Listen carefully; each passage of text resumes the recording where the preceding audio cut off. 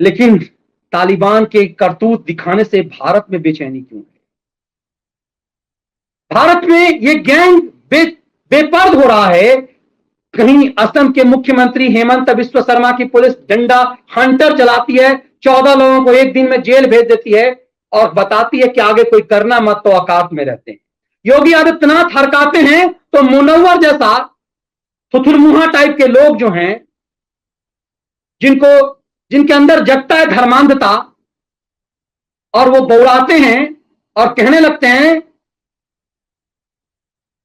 कि अफगानिस्तान तालिबान जो है की संस्कृति की तारीफ करने लगते हैं। लेकिन योगी के हंटर का डर लगता है तो योगी की चापलूसी, मोदी की चापलूसी करने लगते हैं। लेकिन बार बार ओवैसी जैसे लोग कहते हैं कि इसकी चर्चा नहीं होनी चाहिए। क्यों दिखाते हो अफगानिस्तान का विजुअल? ये ओवैसी भी कहता है, ओवैसी तो समझ में आता है, मुनव्वर का समझ में आता है, लेकिन रवीश पांडे जैसे लोग, एनडीटीवी जैसा चैनल, उसे क्यों लगता है कि नहीं दिखाना चाहिए? और क्यों वो कहता है कि भारत सरकार तालिबान को आतंकी क्यों नहीं कहती है? कल्पना कीजिए, दिन में मैंने इसका विश्लेषण किया, मगर चूंकि बहुत सारे रात में बहुत सारे व्यूअर्स ऐसे होते हैं जो एकदम से फिक्स्ड हैं, उनके लिए जानना जरूरी है।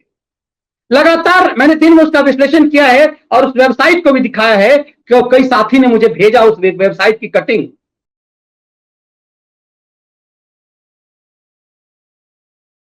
क्यों एनडीटीवी ये लगातार मुहिम चला रहा है कि भारत सरकार तालिबान को आतंकी क्यों नहीं कहती है?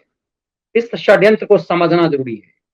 आज भारत में जो 167 लोग लौट करके आए, उसमें अफगानी भी थे जो हिंदू और सिख हैं।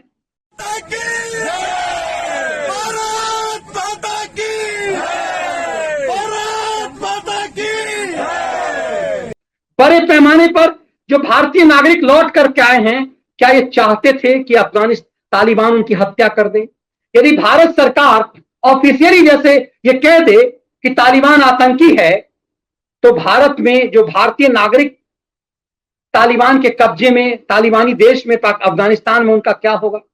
तो क्या लेफ्ट लिबरल गिरोह एक एजेंडा चला रहा है कि भारत सरकार को प्रोवोक किया जाए और गवर्नमेंट ऑफ इंडिया उन्हें तालिबान को आतंकी कह दे, ताकि वहां पर जो भारतीय हैं उनका कत्लेआम हो जाए? हम आप तो कह ही रहे हैं कि आतंकी है, दुनिया मान ही रही आतंकी है, लेकिन सरकार की डिप्लोमेसी होती है। अभी उनकी सरकार और सत्ता है, तो क्यों ऐसा कहा जा रहा है? जो तालिबानी प्रेमी है, तालिबान प्रेमी नहीं है सही मैंने, दरअसल वो पाकिस्तान प्रेमी है, पाकिस्तानी प्रेमी भी नहीं है। वो दरअसल यहां के जो शरिया प्रेमी हैं, यहां के जो शांति प्रिय लोग हैं, उनकी आस्था आत्मा अभी भी जिनकी पाकिस्तान में बसती है, वो एक बड़ा वोट बैंक है।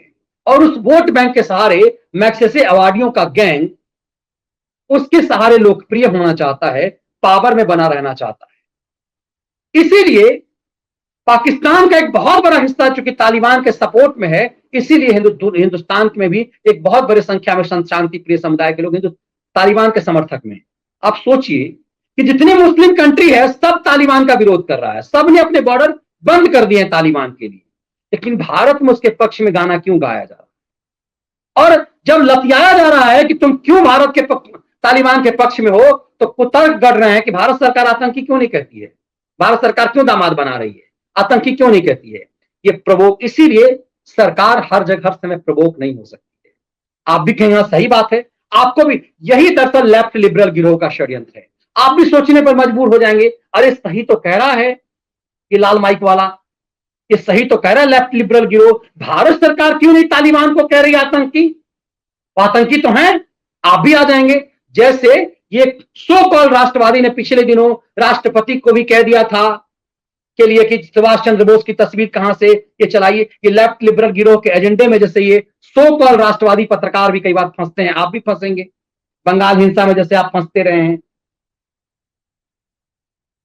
क्या आप भी कहेंगे हाँ सही तो कह रहा है ये लिबरल्स ही सही कह रहा है कि भारत सरकार, मोदी क्यों नहीं कह देता कि आतंकी है?